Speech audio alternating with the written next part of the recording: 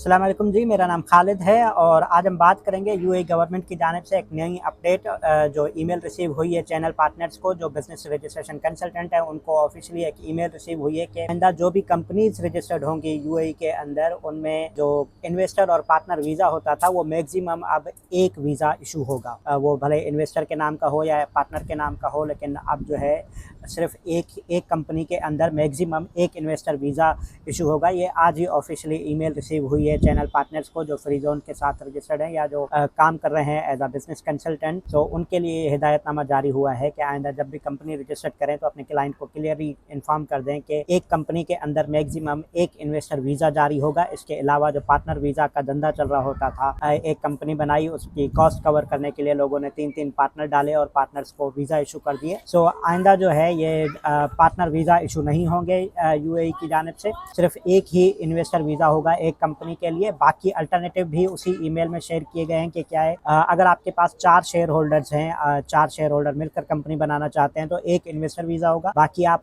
जो 3 share holders रह जाते हैं उनका मैनेजर का वीज़ा निकाल लें, एम्प्लॉयमेंट में बाकी किसी भी कैटेगरी का वीज़ा निकाल लें, वो पॉसिबल हो सकता है। लेकिन इन्वेस्टर के साथ जो पार्टनर वीज़ा इशू होते थे एक कंपनी के अंदर, अब वो नहीं होगा। सो जैसे कुछ अरसे से हालात चल रहे हैं, यूएई गवर्नमेंट जो है वीज़ा रिस्ट्रिक्शन पे काम कर रही है, स्पेशली साउथ एशियन कंट्रीज़ के लिए, ख़ुसूसन पाकिस्तानी पासपोर्ट होल्डर्स के लिए जो रिस्ट्रिक्शंस आई हुई है।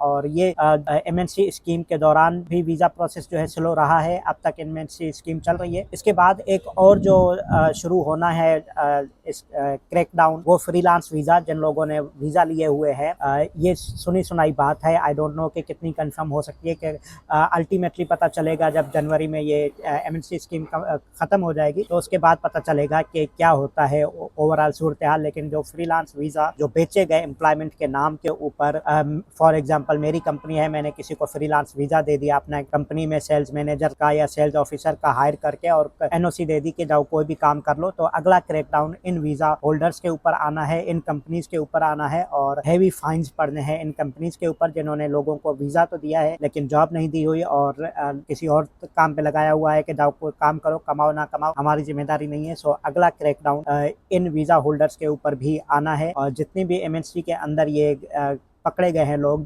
जिन्होंने अपने फ़ाइन माफ़ कराए, उनमें अक्सरियत जो पाकिस्तानियों की थी वो ये पहले नंबर पर ये वाले थे, पार्टनर वीज़ा होल्डर, जिनको पार्टनर का वीज़ा तो मिला, उनकी कंपनी में पता ही नहीं है कि दूसरा पार्टनर कौन है, उनका लोकल एजेंट कौन है, कहाँ से कंपनी रजिस्टर की है, किसी को पता नहीं है, कंपनी अपडेट नहीं हुई तो उनके वीज़ा कैंसिल हो गए। अल्टीमेटली आपको कोई ना कोई स्पॉन्सर चाहिए होता है, वो आपकी कंपनी हो, किसी और की कंपनी हो, या कोई लोकल और नेशनल है जो यूएई का वो हो, आपको स्पॉन्सर चाहिए। अगर आपकी स्पॉन्सर कंपनी ही एक्टिव नहीं रही तो आपका वीज़ा के ऊपर भले वो जो एमिरेट्स आईडी के ऊपर 2 साल की डेट लगी हुई है, अगर आपकी कंपनी 4 महीने बाद एक्सपायर हो चुकी थी तो बाकी 16 महीने जो आपकी वीज़ा में बचे हुए हैं वो किसी काम के नहीं है। आपका वीज़ा उसी अगले महीने से जो है एक्सपायर कंसीडर होगा, क्योंकि आपका स्पॉन्सर जो है एक्सपायर हो चुका है, स्पॉन्सर ने अपनी कंपनी रिन्यूअल नहीं। तो बहुत सारे मेजॉरिटी केसेज ऐसे थे जिनकी कंपनी अपडेट नहीं हुई, जिनको पार्टनर वीज़ा मिला हुआ था, या ऐसी कंपनीज जिन्होंने वीज़ा बेच दिए एम्प्लॉयमेंट के और उन्होंने अपनी कंपनी अपडेट नहीं की, वो तो एम्प्लॉयमेंट के 4 वीज़ा बेचकर निकल गए, और बाकी जो एम्प्लॉयज और पार्टनर रह गए उनको पता ही नहीं है कि कंपनी कहाँ है, कंपनी में दूसरा पार्टनर कौन है, इन्वेस्टर कौन है, उनको कुछ इन्फॉर्मेशन ही नहीं थी। तो इस वजह से अब